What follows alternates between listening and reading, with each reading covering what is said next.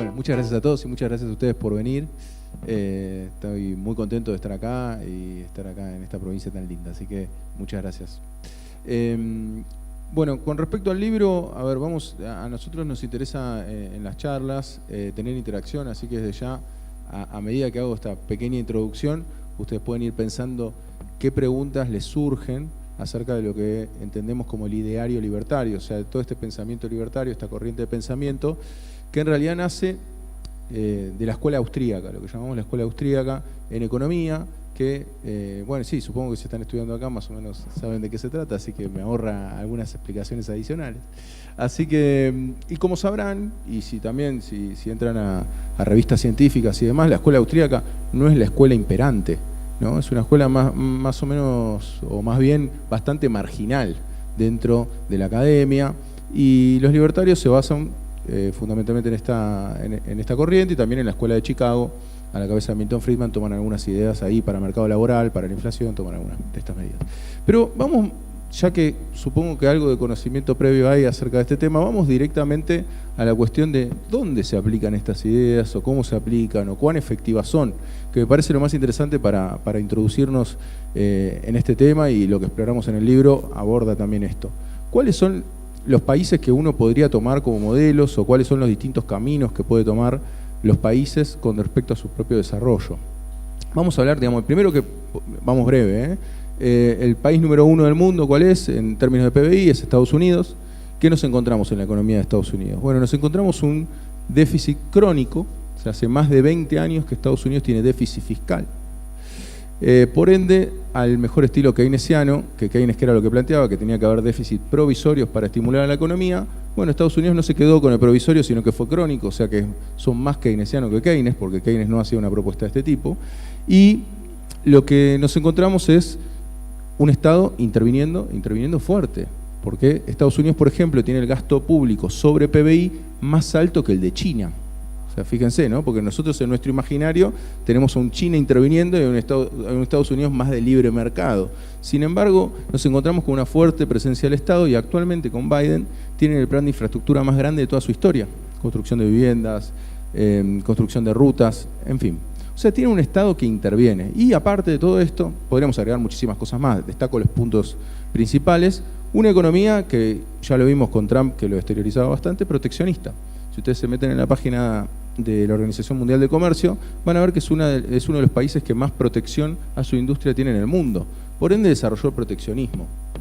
Entonces, claramente, lo que nos proponen los libertarios de este retiro del Estado, de menor gasto público, o de eliminar directamente el gasto público, porque el objetivo final de esta escuela, ¿cuál es? Eliminar al Estado, ¿no? Por eso el candidato libertario, Javier Milei, lo que manifiesta es que él es anarcocapitalista, ¿no? Entonces que, en definitiva, pero plantea que ahora no, que ahora podría ser algo como minarquista, que son quienes dicen que hay que sostener al Estado en una expresión mínima, pero en definitiva su objetivo final es eliminarlo, su posición filosófica es esa.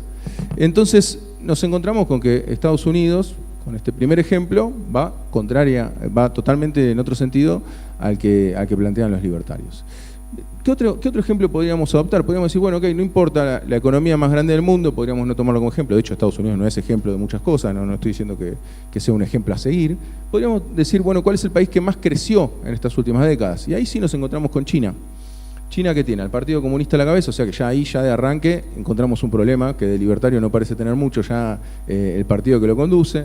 Tienen planes industriales estructurados, o sea que uno no puede ir y montarse una industria como se le ocurra, sino que el Estado está detrás de estos planes industriales con distintos estímulos. Tiene empresas estatales que tienen fuerte intervención tanto en el mercado alimenticio, en el mercado inmobiliario, en comunicaciones, en energía. En definitiva, el Estado chino está presente en todo lo que constituye a su economía. Es un Estado muy presente, muy presente. Y obviamente este es uno de los pocos estados que los libertarios no se animan a tomar como modelo, porque se cae bastante de Maduro que no es el modelo que ellos sugieren seguir. Y que tampoco, digo, yo a título personal tampoco sugiero seguir el modelo chino, digo, pero es otra posibilidad de crecimiento. Y después otro gran grupo de países, a ver, ¿dónde es donde mejor se vive? Porque dijimos, bueno, el país número 1, en términos de PBI, el que más crece. Y como tercer grupo, que podríamos decir, bueno, ¿dónde se vive mejor? ¿No? Porque ahí sí podríamos querer parecernos, ¿no? Quisiéramos vivir donde se vive mejor. Entonces, la región donde mejor se vive es Europa, según los indicadores, pero más precisamente en los países nórdicos. Entonces, en el libro exploramos el caso de los países nórdicos. ¿Por qué son los países donde más se vive? Bueno, mayor expectativa de vida, el índice de desarrollo humano les da muy bien, en fin, la verdad que la gente gana muy bien, tiene buenos ingresos, tienen buenos servicios públicos. Y en definitiva ahí vemos y decimos, bueno, ok, acá capaz que encontramos algo de libertario acá adentro, en estos países, en estas economías, y no, una vez más, lo que nos encontramos es 1 de cada 4 empleados son empleados públicos, en el caso de Noruega es 1 de cada 3. Tenemos una fuerte sindicalización, lo cual Friedman, que les decía antes que es tomado también por Milei, está en contra fervientemente de la sindicalización porque no permite la libertad de negociación entre el asalariado y el empleador. Y llegan a tasas de sindicalización incluso en Islandia, que llega al 90%. Se ha puesto número 1 en el mundo de tasa de sindicalización. Y aparte de todo esto, también tenemos empresas estatales en energías renovables. Tenemos la presión tributaria más alta del mundo. O sea, esto que nos gritan por la tele de que el Estado nos roba con los impuestos. Bueno, en los países nórdicos es donde más nos roban con los impuestos, por decirlo así, ¿no? Porque la presión tributaria es la más alta. Presión tributaria siempre impuestos sobre el PBI. En definitiva, bueno, tenemos estas empresas estatales que también controlan gran parte del PBI y tenemos fundamentalmente, por ejemplo, en el caso de Suecia, que a mí siempre me parece una anécdota interesante, tiene una empresa estatal de bebidas alcohólicas de alta graduación. O sea que la intervención, incluso sobre el consumo y el deseo de la gente de consumir bebidas de alta graduación, está totalmente intervenida por el Estado. O sea que no puede haber competencia dentro de las empresas de bebidas alcohólicas de alta graduación. Lo cual, eso también lo hace bastante interesante. Y en definitiva, los impuestos al trabajo son altísimos. O sea, un asalariado medio, un asalariado también con un salario alto, paga unos impuestos muchísimo más altos que, por ejemplo, los que pagamos acá en Argentina. O sea que los nórdicos no pueden ser un ejemplo libertario, aparte tienen una muy buena distribución del ingreso, y bueno, el coeficiente de Gini, que es el que mide la desigualdad, les da muy bien, son los países donde mejor ranquean. Y en definitiva ahí uno dice, bueno, ok, no hay ejemplos, ¿no? Porque si dijimos el más grande, el que más crece, donde mejor se vive, no son ejemplos. Entonces yo en la investigación del libro dije, bueno, voy a ver qué me dicen ellos, ¿no? Porque qué ponen de ejemplos si no hay. Entonces vamos no sé si lo escucharon alguna vez, supongo que lo habrán escuchado bastante a Milei, porque habla bastante en los medios y tiene bastante repercusión, que dice que los países más libres son los que más crecen, ¿no?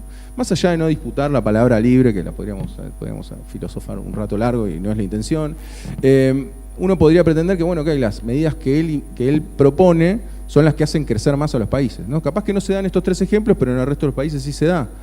Entonces vamos al índice de libertad económica, que lo hace la Fundación Heritage, que también con ideología similar a la de Milei, y decimos, bueno, a ver, ¿cómo calculan este índice de libertad económica? Es todo un capítulo, así que no les voy a decir todo lo que calcula el índice de libertad económica, pero a grandes rasgos, ¿qué es lo que calcula?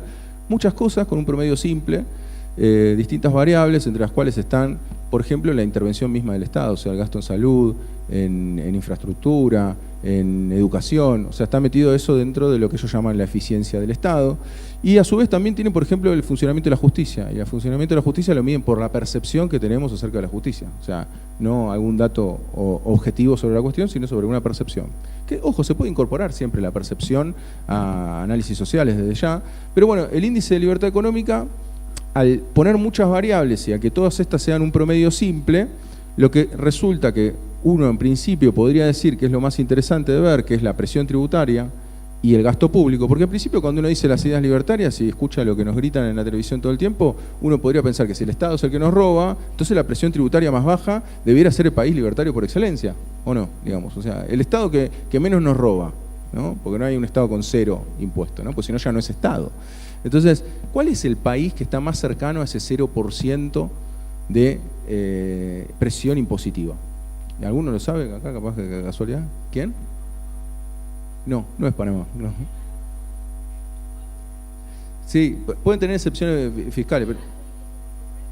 Claro, correcto, eso desde ya. Pero si vos vas al listado de quienes informan su presión tributaria, pues esto también hay que tenerlo en cuenta, porque capaz que alguien que aboga por las ideas libertarias nos puede decir, bueno, tal isla o tal paraíso fiscal, y vos le decís, bueno, ¿dónde presenta los datos? No los presenta, entonces es un problema chequearlo, ¿no? Pero los países que declaran efectivamente la presión fiscal, o sea, los impuestos sobre PBI, el puesto de menor presión fiscal en todo el mundo es Nigeria, con el 5,5% de presión impositiva en el mundo.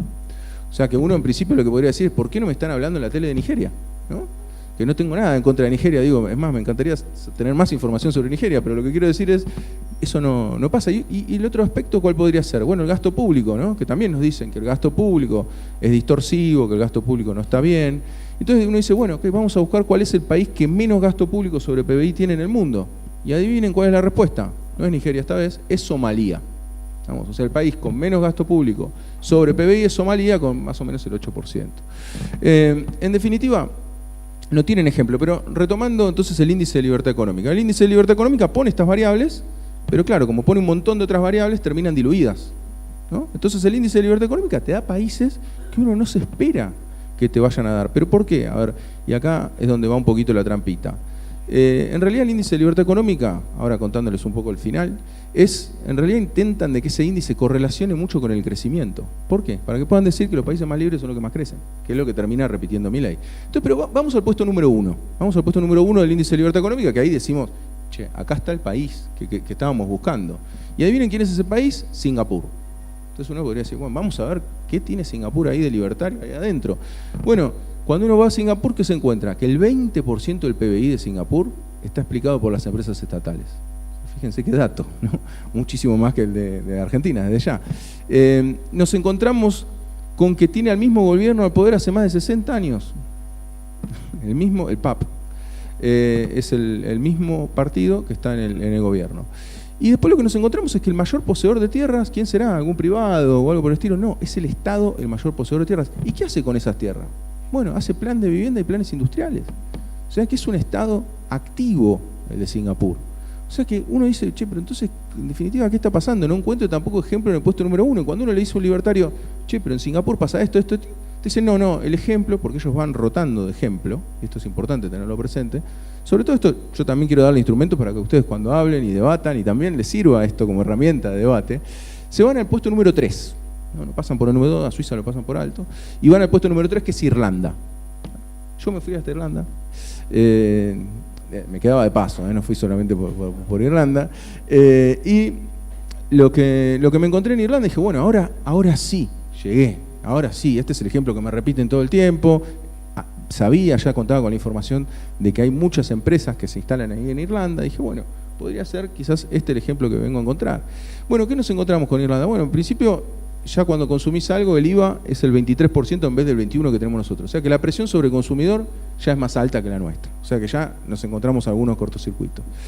Después lo que nos encontramos es que el servicio de agua es gratuita para todos. O sea, tenés agua, el consumo y la distribución es gratuita y es potable para todos. O sea que es un servicio adicional al que tenemos nosotros, ¿no?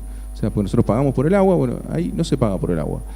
Y lo que nos encontramos son seguros de desempleo, o sea, si vos te quedás sin desempleo, tenés un determinado tiempo en el cual te asiste el Estado, y si lo tenés justificado, te puede seguir asistiendo en forma prolongada. O sea que hay seguro de desempleo, ¿no? Lo que llamaríamos acá, si se quieren, planes, ¿no? Porque es una forma de subsidiar. Y después lo que nos encontramos es básicamente la intervención del Estado también por empresas estatales, de correo, televisión, bueno, la que le comenté de agua, y nos encontramos uno de los países más endeudados del mundo. Tiene el endeudamiento per cápita de los más altos del mundo, superado por Singapur, que era el número 1. Que bueno, es el país más endeudado per cápita del mundo. O sea que fíjense los modelos que toman. El endeudamiento, evidentemente, en el de libertad económica no lo ponen, ¿no? Como variable, eso está claro. En definitiva, lo que nos encontramos... Bueno, y en Irlanda, ¿qué hay? Educación y salud gratuita, universal, e incluso para todos los europeos. O sea que también esta cuestión que tenemos nosotros de qué recibimos de afuera o qué no, bueno, ellos tienen la libertad de que si va un europeo con el pasaporte de la Comunidad Europea se puede atender en forma gratuita en los hospitales y puede educarse también en Irlanda. En definitiva, vemos que el libertario, insisto, tiene poco.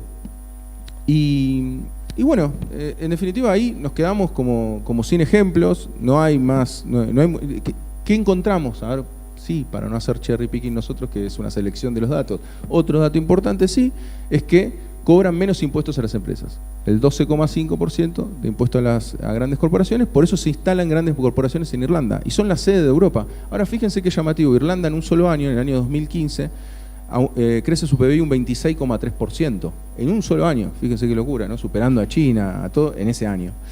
¿Y por qué se da esto? Bueno, porque la sede social de Apple se instaló en ese país ese año. 147.000 millones de dólares, que es un asiento contable. O sea, las patentes de su marca las registró en Irlanda. Entonces tenemos un salto descomunal de Irlanda. Entonces los libertarios dicen, ven, cobrando pocos impuestos, recauda más. Claro, recauda porque es la sede social de Europa. En realidad no es propio de ese mercado interno, sino que es propio de lo que le corresponde a toda Europa, ¿no? Y no es más ni menos que la sede social. Y después cuando uno va al consumo real de los irlandeses, en realidad tenemos una caída del 2010 hasta hoy. O sea que los irlandeses no están mejor, sencillamente tienen un PBI más grande por la instalación de estos países, de estas empresas en Irlanda. Así que bueno, eso es un paneo general, introductorio, como para tener de qué estamos hablando. Pero bueno, me parece interesante si quieren hacer preguntas. Ya sé que hay muchísimos temas, a ver, yo si quieren los digo muy rápido, son 25 temas que se abarcaron en el libro, así que me interesa más que ponerme a hablar de esos temas y hacer un monólogo a los que a ustedes les interese ir hablando. Pero todo lo que plantearon los libertarios, tanto en esta campaña electoral como antes, entiendo que está todo en el libro, así que pueden preguntar de lo que deseen. Sí, con la dolarización es casi un capítulo, pero prometo que lo resumo. A ver, con la dolarización hay varios aspectos a tener en cuenta. Me parece que hay algo que se ha dejado de hablar bastante, que es el tipo de cambio de conversión. Ese es un dato fundamental. O sea, ¿a cuántos pesos vamos a tener que dar para que nos den un dólar? Ese dato es crucial.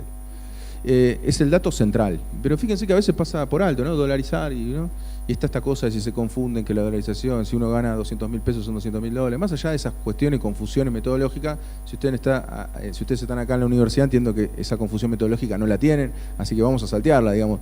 Pero a lo que voy es... ¿Qué? ¿Hay de humanidades también? Bueno, está bien. Igual están en la... Pero me imagino que de humanidades no van a pensar que 200.000 pesos iban a recibir 200.000 dólares. Bueno, está bien. Ok, bueno, lo explicamos. A ver, cuando digo el tipo de cambio de conversión, me refiero a que justamente, sencillito, cuando se diga hoy dolarizamos, ¿no?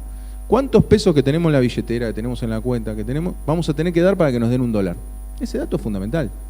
Porque obviamente si fuese en esta confusión que doy un peso y me dan un dólar, firmo, ¿dónde firmo? Yo firmo, ya mismo. Yo que escribí en contra de ellos firmo. Pero no va a pasar. No va a pasar porque no hay cantidad de dólares que sostengan a esa cantidad de pesos. Entonces, ese es el dato central. Y ahí es donde ya empezamos con el debate. Milei no dice que se va a dolarizar al tipo de cambio oficial que tenemos hoy en día. Él ya reconoce que eso es imposible. Él lo que dice es que va a dolarizar a los tipos de cambio financieros, que hoy en día están más o menos en 900 pesos. En definitiva, ¿y qué? Sí. Sí. Correcto. Por eso, los cálculos de, digamos, de otros economistas, que a mí me parece arriesgado, pero yo respeto a los economistas que hacen esos cálculos, nos dan entre 7.000 y 10.000 pesos la conversión. ¿Estamos? Sí. Yo tenía entendido que era el cambio paralelo. Por eso, el paralelo está más o menos en 900. Los financieros, en realidad dice el financiero, no dice el blue.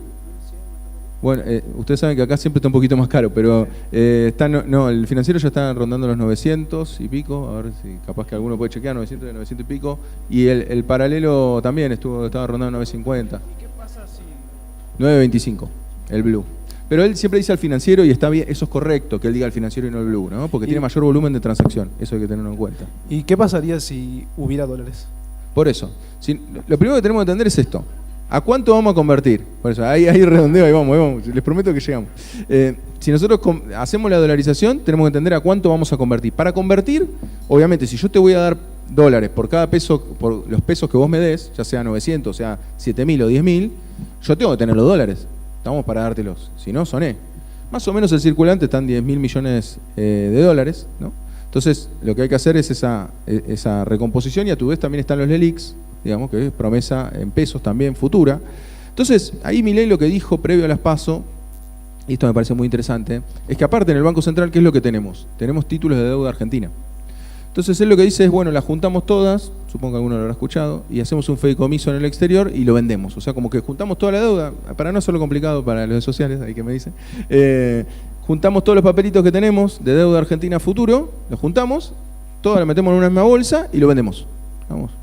De esa manera, ¿qué es lo que te permite? Bueno, que vendés todo de una, no vas vendiendo cada uno de los papelitos, sino que haces todo un conjunto en el cual el riesgo está en el riesgo país. Entonces, él lo que dice es, como las cuentas no le cierran a lo que cotizan hoy, ¿cuánto cotiza la deuda soberana? Bueno, cotiza en ese momento cotizaba un 30% de su valor original. Ustedes saben que como tenemos serio riesgo de caer en default, lo que nosotros tenemos es que la deuda vale un 30% de su valor original. Entonces, ¿qué es lo que decía Milei? Decía, bueno, como yo voy a aportar cierta tranquilidad, esto me hace acordar a la lluvia de inversiones de Macri, como voy a aportar cierta tranquilidad, esto va a cotizar como en Sri Lanka. Fíjense qué ejemplo. Estoy hablando de países raros hoy, pero digo, son los ejemplos que usó en la televisión Milei. Y en Sri Lanka, ¿cuánto cotiza la deuda soberana? Bueno, un 50% de su valor, no un 30%, ¿no? Entonces, ya con un 50 le cerraba un poquito más, ¿se entiende? ¿No? Porque ya me pagan más dólares, entonces tengo más dólares para poder hacer la dolarización. Y bueno, ¿qué fue lo que ocurrió cuando ganó las PASO Milei? Porque fue el candidato más votado en las PASO. Esos bonos que valían un 30%, adivinen cuánto empezaron a cotizar. Bueno, 24%. Entonces cayeron. O sea que, lejos de llegar al 50% que él planteaba que iban a llegar esos bonos al estilo de Sri Lanka, cayeron. En definitiva, esta cuestión de fideicomiso es un recurso que, digamos, en general no hay consenso para aplicarlo, ¿no? Porque aparte, no obstante, no deja de ser capital que tiene el mismo Banco Central. En definitiva, la dolarización lo que nos va a llevar, y antes de eso, ¿qué es lo que nos plantea Milei? Bueno, yo tengo un fondo de inversión que pondría los dólares necesarios, también lo dijo. Y ahí se da un falso, una dicotomía, o digamos, ahí podemos encontrar un problema grave que tiene la dolarización. Y fíjense qué llamativo esto, que es que si en realidad Milei llegase a ser gobierno, lo mejor que podría pasar para nuestros salarios es que logre endeudarse. ¿Por qué? Porque si vos te endeudas en dólares, tenés más dólares para prestar pesos, para cambiarte por tus pesos. ¿Estamos? Por eso, como Argentina, digamos, tiene un problema, está en el pozo por un problema de endeudamiento, ¿no? Esto sería seguir cavando el pozo para salir del mismo, ¿no? Entonces, nos endeudaríamos más, claro, pero tendríamos un salario en dólares más respetable, digamos. ¿Estamos? Por eso digo, esto es un dilema complejo. En realidad uno podría decir, che, no te endeudes más. Bueno, ok, si no se endeuda más, Milei lo más probable es que esté acorde a estas estimaciones que les acabo de decir, 7.000, 10.000 pesos. Por ende, lo que tienen que hacer sencillamente es el salario que ustedes reciben hoy en día, dividirlo por el tipo de cambio oficial, que es 365,50. ¿Por qué? Porque mal o bien, el tipo de cambio oficial es el que más transacciones tiene. Las importaciones y las exportaciones van por ese tipo de cambio. Ahora con las exportaciones hay un incentivo con los tipos de cambio paralelos. Pero bueno, supongamos que está girando en torno a eso, o el tipo de cambio de equilibrio podría estar más cercano a los 400 pesos. Eso lógicamente no lo puedes implementar en el primer momento, por eso Milei ahí tiene cierta honestidad intelectual en no decirlo de arranque, porque eso es cierto que, obviamente, si vos estás haciendo el proceso de dolarización, vos no vas a sacar los dólares porque vos sabés que es la niña bonita, o es lo que todos quieren, o es lo que, digamos, es lo importante que vos tenés ahí como potestad, y vas a esperar a ver cuál es el valor que va a tener el dólar, que va a ser muy preciado, y entonces no vamos a todos los que tienen guardados dólares abajo del colchón o en las cajas de seguridad, no los van a volcar inmediatamente a la economía. Cierto que quizás después se pueda dar ese proceso. Pero con respecto al tipo de cambio oficial, por eso, si dividen su salario por 365,50, tienen la cantidad en dólares que reciben de su salario el tipo de cambio oficial. Y después esa cantidad de dólares lo tienen que justamente multiplicar por la conversión que les dé. En este caso, bueno, si son en esos mismos dólares, convertirlo a pesos. ¿Estamos? Si es 7.000, si es 10.000, bueno, hacen la cuenta. O sea, ya se dan cuenta, ¿no? Si de 7.000 a 300, o no seamos tan negativos, por eso yo lo que hago es la cuenta más positiva. Incluso si Milei tuviese razón y se va a 900 pesos, la tasa de conversión es la que dice Milei, o sea, le creemos un segundo. Yo estoy diciendo que es bastante inconsistente eso, se tendría que endeudar. Pero supongamos que lo logre y que vayamos por ese mal camino. Si tenemos una conversión de 900 pesos, es casi el triple, es entre el doble y el triple de lo que es el tipo de cambio oficial, quiere decir que vamos a ganar entre la mitad y un tercio de lo que ganamos hoy en dólares. Pero no termina acá la cuestión, sino que en el caso de Ecuador, ya que me preguntabas del caso de Ecuador, el primer año de implementación de la dolarización, su inflación fue cercana al 100%. O sea que ya el primer año se pierde la mitad del poder adquisitivo que teníamos previo a la dolarización. O sea que estamos hablando de una inflación en dólares. Entonces ya no es que les estoy diciendo la mitad o un tercio, sino que ya les estoy diciendo un cuarto, un sexto de lo que ganaban originalmente. Y estoy haciendo un cálculo optimista, porque estoy haciendo el cálculo según las premisas que plantea Milei. Que hay muchos economistas que dicen que va a ser, digamos, todavía peor.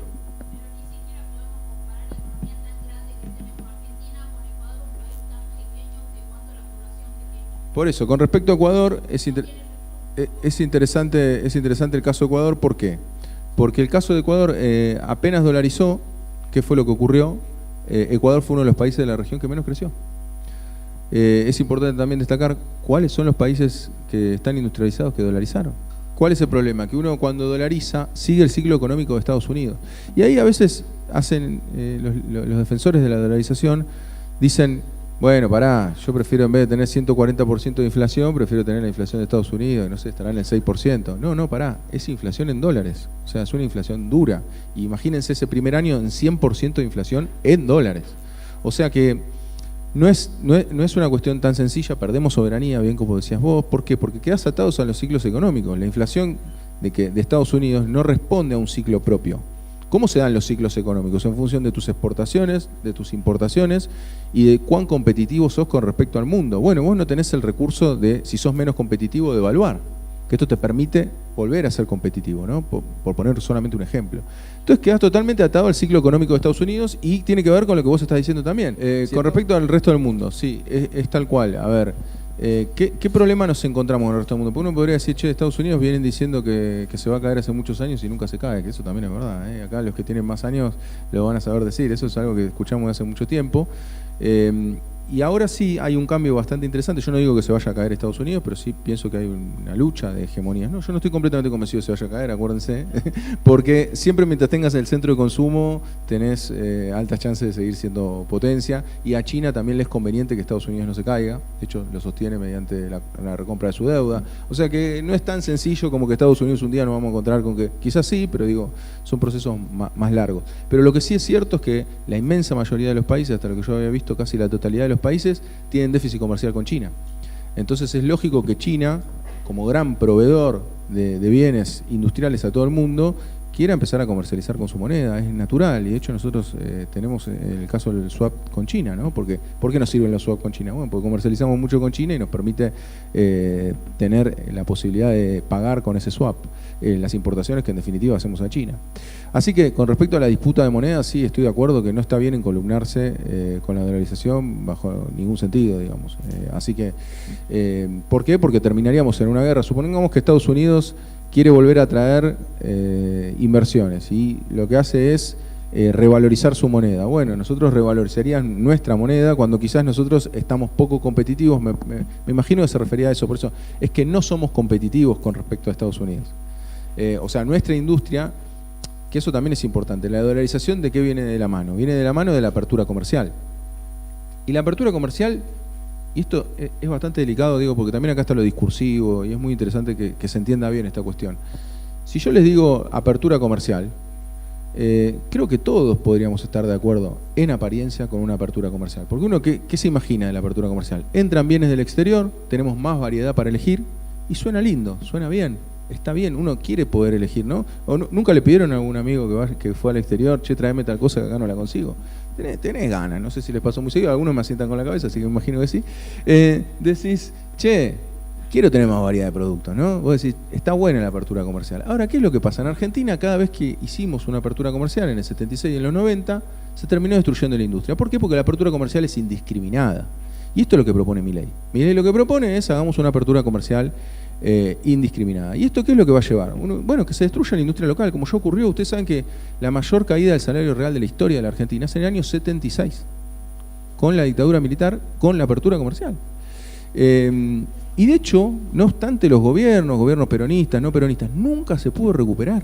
O sea, cuando uno, en el libro está la serie histórica del salario real, nunca se vuelve a recuperar. O sea, tuvimos el pico en el 74, en el 75 hay una pequeña caída, en el 76 se desbarranca completamente. Entonces, la apertura comercial, que en principio por eso a mí lo que me parece fundamental, y en el libro está bastante explorado, que son cosas que se presentan bien, que hay que tratar de no tildar de irracional a las premisas libertarias, o a los pensamientos libertarios. No hay que tildar de irracionales, tienen una racionalidad que no incorpora ciertas variables. Entonces, cuando uno dice apertura comercial, suena lógico que una persona quiera que haya más productos y más bienes ofreciéndose y compitiendo. Ahora, ¿qué es lo que ocurre? Entran los bienes importados, se destruye la industria nacional, entonces uno dice, bueno, se destruye la industria nacional, cierra un par de empresas. No, esas empresas que cierran despiden a su personal, ese personal compite contra los salarios nuestros. Vamos, entonces lo que nos van a pagar de salario va a ser menos, lo que llamaba Marx el ejército industrial de reserva. Pero no termina solo ahí, porque quizás, y esto me ha pasado a mí, alguno me dice, che, yo en realidad a mí nunca me dio nada al Estado, tengo una camionetita, hago flete, ¿no? Por acá, entonces a mí qué me importa, que echen a todos, qué sé yo. No, lo que va a pasar es que vas a tener más gente que va a cobrar una indemnización y también se va a comprar una camionetita y te va a competir. Y no vas a poder poner el precio que vos querías antes, vas a tener más competencia y va a haber un problema, vamos a estar todos peleando en medio de la pobreza. E incluso las aplicaciones estas móviles, ¿no? Rappi, Pedido Ya y demás, que son, digamos, que no están protegidos por las leyes laborales, aunque entiendo que ahora se está haciendo algo en ese sentido, también vamos a hacer más gente dispuesta a hacer ese tipo de trabajo precarizado y por ende ni ellos, ni los que hacen este tipo de trabajo van a obtener un beneficio de toda esta situación. O sea, la apertura comercial se presenta como algo lindo o algo positivo y en realidad termina repercutiendo. Ahora, ¿tenemos que estar cerrados completamente al mundo? ¿Cuál es la propuesta? No, tampoco es eso. Por eso son importantes los planes industriales, por eso China piensa tanto esto. Porque ¿qué es lo que hace? Me abro acá, desarrollo esto. Eso es lo importante. Quizás haya algunos sectores de la economía donde haya que abrirse. Lo importante es no abrirse por completo, porque la economía argentina claramente, con respecto al mundo, no es competitiva. Por eso, a lo que iba a tu pregunta. Me parece que ahí, entonces, si vos dolarizás y haces una apertura comercial, te quedás completamente expuesto al mundo. Y entonces, no es que se da esa lógica de mercado que ellos pregonan de, bueno, vamos a competir a ver quién es mejor. No, porque China tiene una inversión en maquinaria, inversión en investigación y desarrollo, la misma que ellos quieren quitar. O sea que el Estado chino indirectamente está subvencionando, porque tiene investigación y desarrollo para que las empresas sean más productivas. Entonces vos estás compitiendo contra China, que tiene salarios más bajos o que tiene maquinaria de primera tecnología, contra una empresa argentina que nos cuesta mucho ayudarla como sociedad y como Estado a las empresas argentinas. Entonces es una competencia desleal completamente y entonces terminás arruinando tu industria local y claramente terminás en una situación peor que la inicial. Y esto es lo más importante, ¿no? Sí. Hablabas respecto a dos países, nombrabas a Noruega. Yo estuve viviendo en Noruega como exiliado y también, bueno, estuve viviendo muchos años en Bolivia. Yo llegué a Noruega en el año 78, 2 años preso, después de la dictadura, llego a Noruega. El dólar estaba en 6,90. Hoy en día el dólar sigue estando en 6,92. 6,92, o sea, 6 coronas con 92 es un dólar. O sea, en todos estos años. Y también viví en Bolivia. Cuando me vine de Bolivia, el año 2005, ¿sí? El dólar estaba a 6,80, por eso digo que es parecido al caso noruego en cuanto al cambio. Hoy en día el dólar está en 7. Vos mismo decías que una de las economías, si uno googlea, ¿no? Para los chicos que están acá, si googlean cuáles son los 10 países con el mejor nivel de vida, van a estar los países escandinavos. Va a estar Noruega, va a estar Dinamarca, va a estar Suecia, va a estar Finlandia. ¿Sí? Y si googleas entre las economías más estables y con mayor crecimiento, va a estar Bolivia. Y de golpe vemos que esas economías no tienen nada que ver con los postulados que nos están haciendo ahora estas nuevas escuelas económicas que han surgido así, no sé, de algún rincón por ahí las han sacado, ¿sí? Y las pusieron de golpe como las pantallas del mundo, de lo que el mundo debe seguir. Bueno, tenemos ya casos concretos de economías que funcionan en base a intervención estatal, a control de cambios, ¿no es cierto? La pregunta tiene que ver, acá por ejemplo, para la corrida esta que hubo, ¿no es cierto? Que, bueno, salió el presidente a decir que fue una imposición del fondo, 20%, etcétera, etcétera. Pero todo el tiempo, incluso hasta nosotros mismos, nos creamos la expectativa. No, es que es la expectativa del mercado que suba, es que es la expectativa del comerciante, es que es la expectativa del empresario y también es la expectativa del político.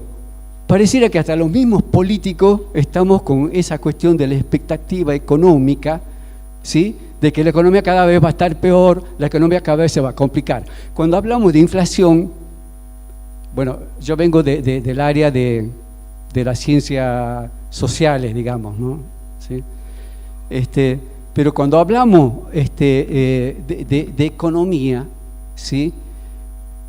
No se hablan solamente de números, y a veces entre los mismos números se contradicen. Porque cuando se habla de inflación, hay 1000 razones, y cada una de las razones económicas para que haya inflación, ¿sí?, son rebatidas. Dice, no, que la emisión, no, sí, pero la emisión en otro momento se emitió, pero no hubo inflación, como vos mismo lo explicabas, ¿no? Entonces, ¿qué es lo que pasa realmente? Esto de la expectativa como un elemento director o una línea directriz de la economía en nuestro país. ¿Qué es lo que pasó? Sí, con respecto a las expectativas en general, quien lo estudia muy bien es un economista que se llama Lucas, que trata esa cuestión que es bastante interesante y que habla acerca de si uno tiene expectativas de que algo ocurra, en definitiva termina siendo una profecía autocumplida. O sea que todos terminamos corriendo atrás de la expectativa y se cumple. En el caso de Argentina, a mí me parece que, y en el libro está explorado el tema de la inflación, porque los libertarios explican, tomando a Milton Friedman, que la inflación es siempre y en todo momento un fenómeno monetario. O sea que la emisión monetaria, dice llanamente, te trae un aumento de precios. Yo no concuerdo con esta visión, primero porque es raro, y ahí sí los de ciencias sociales nos pueden dar la derecha, que hay muy pocos casos de unicausalidad, ¿no? O sea, generalmente las cosas no ocurren por una sola causa.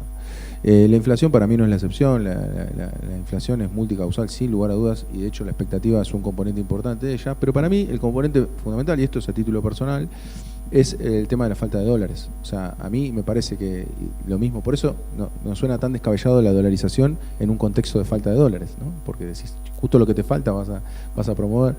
Y yo pienso que lo que fue la convertibilidad, de la cual no estoy para nada de acuerdo con su implementación, fue el único caso de éxito en Argentina para controlar la inflación. Y esto es producto de que tenías una estabilidad del tipo de cambio. O sea que la Argentina claramente tiene ese vínculo con el dólar. Y a mí me parece que la estabilidad cambiaria es central para generar estabilidad en los precios. ¿Por qué? Bueno, porque tenemos una economía muy concentrada y muy extranjerizada, ¿no? Si pensamos, la principal marca de cerveza en Argentina concentra el 80% del mercado, ¿no? Es una empresa belga-holandesa.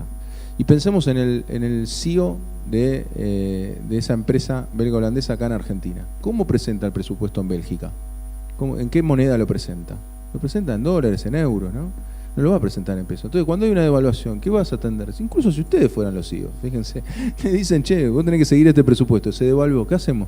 Y bueno, los precios tendés a fijarlos en dólares, naturalmente. Y el empresariado nacional también tiende a pensar en dólares. ¿Vamos? Porque en definitiva es la moneda dura, es la moneda en la que fue siempre refugio. Entonces esto es muy difícil de desandar. Yo creo que la salida, lógicamente, es generando superávit comercial, lo cual está claro que Vaca Muerta, que el gasoducto nos ayudan en ese sentido. Bueno, acá con el tema del litio, que sé que es un tema bastante controversial, nos tiene que ayudar a generar esas divisas que necesitamos, porque sin divisas no hay salida para Argentina. A mí me parece que pero es cierto que tampoco hay que concentrarse 100% en las divisas y olvidándonos de cuáles son las condiciones sociales de lo que estamos acá viviendo acá adentro. O sea que es un equilibrio muy complejo, o sea, se está piloteando ahora en medio de la tormenta. Entonces no es que hay una solución. De hecho, fíjense que si fuese tan fácil resolver el tema inflacionario, lo implementaríamos y ya, ¿no? Tantos que han pasado y no lo han podido solucionar. O sea, es un tema muy complejo. Sin lugar a dudas, ojo, igual, y esto también lo quiero destacar porque me quedó pendiente de la pregunta anterior, ¿la dolarización es una solución para la inflación? Hay que decir, posiblemente sí. ¿Pero por qué lo quiero decir? En 4 o 5 años, Ecuador logró estabilizar en un bajo porcentaje de la inflación. ¿Cuál es el problema? Es que es el silencio de los cementerios. O sea, si vos destruís completamente la economía y nuestros salarios, como ya hicimos la cuentita rápidamente, nos da un cuarto, un quinto, un sexto de lo que ganamos hoy, lógicamente el consumo se va a deprimir. ¿Y a quién se le ocurrió aumentar el precio si no vende? ¿No? Si no vende absolutamente nada. Porque está una economía totalmente destrozada. Entonces, ¿la dolarización puede solucionar la inflación? La respuesta es sí. Lo que pasa es que es un costo altísimo. Entonces eso es lo que tenemos que entender, y a mí me parece que esto también, yo me acuerdo ya hace muchos años, me acuerdo cuando escribía en Página 12 notas sobre este tema, porque me parecía bastante interesante, donde yo veía que con un 20% de inflación todos nos volvíamos locos por la inflación, yo veía que los salarios aumentaban un 25% y la inflación era un 20%.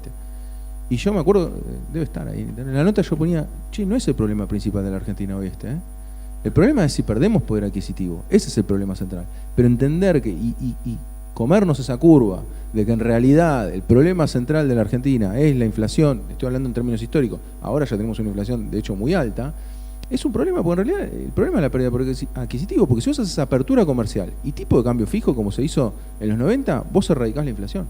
El problema es el costo.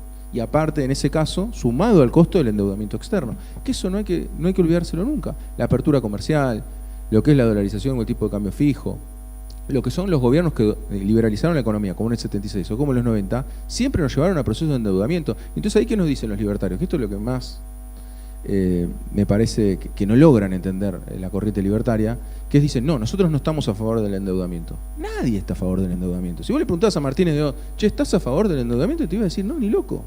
Si vos le preguntás a Caballo, ¿estás a favor del endeudamiento? Te iba a decir que no, que él no está a favor. ¿Qué es lo que pasa? Las condiciones te llevan a que te tenés que endeudar. Vamos, porque si vos tenés un tipo de cambio, un peso, un dólar, y de golpe se te empiezan a ir los dólares, ¿qué tenés que hacer? Tengo que seguir manteniendo un peso, un dólar. Tengo que recomponer los dólares en el Banco Central para que siga la paridad un peso, un dólar. Pero generalmente no es un objetivo deseable. Incluso, apuesto más incluso, yo pienso que ni siquiera fue un objetivo deseable para Macri, que nos endeudó con el FMI. Estoy seguro que no. Estoy seguro que fue una situación que se le fue de las manos. Entonces no tenía otra alternativa para la estabilidad y para quienes querían mandar el dinero afuera y dejar la libre movilidad de capitales más que tomar deuda. Pero yo no creo que haya sido un objetivo deseable para él. De hecho, para mí fue uno de los motivos que terminó eyectándolo del poder. Y a mí me parece que eso es algo interesante y es algo que los libertarios no registran. Se piensan que por decir que no quiero endeudar, no te vas a endeudar. No, el problema es que si vos dejás que entre y salga los capitales y de golpe salen más capitales de lo que entran, de alguna manera lo tenés que compensar. Así que eso me parece un punto muy deficitario de los libertarios.